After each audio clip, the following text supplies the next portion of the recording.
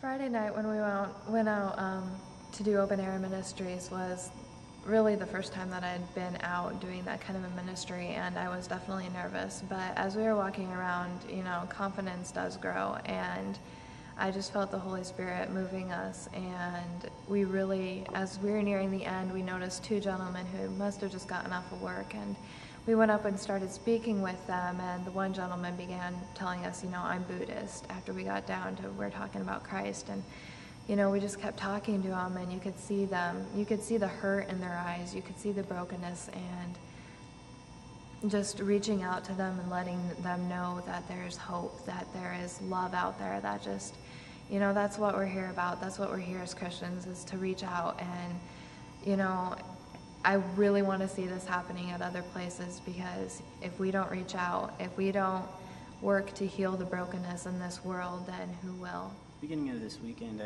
I really had absolutely no clue what I was going to be doing. All I knew is we were going to Omaha and we were evangelizing.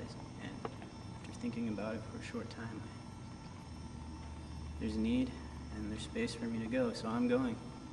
And it's really taught me a lot. You knock on someone's door, you ask them, "Can I pray for you?" They say no. I don't know what to think of that. Because if they say no, that means they need to be prayed for, more than anyone who says yes. And this is the first time I've heard of a trip like this and doing something like this, and the fact that there's people out there saying no makes me wonder why every single Christian isn't doing this. Because those people are hungry and they're hurting, and even when they say no, they know that we know they're there, and we are praying for them anyway. I'm praying for them anyway.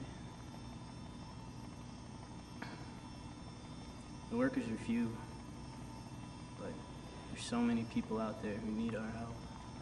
Just a kind word. Anything? It was an interesting time, and for a lot of reasons. I'm thankful for the young folks that are here today, the promise that they are, the gifts of God that they are to us. And also it causes me to really wrestle with some things. Why do I have to drive 50 miles, 60 miles to learn how to share my faith? Why isn't that part of learning what we do in every church? Why isn't that a core value or a priority in every single congregation? I read one time that core values are something we consider so important to actually do something about it, but I don't see that being the case. I see us talk the game, but we don't do the game, and I think part of it is we don't know how to do the game. Now, I'm 53 years old, and in my home congregation, in none of my home congregations has anyone ever taught me to share my faith, except for one simple way in one sermon a number of years ago, and that was, this is what I was, this is what I am, Jesus made the difference, are you interested? But that's not the same as going out in this type of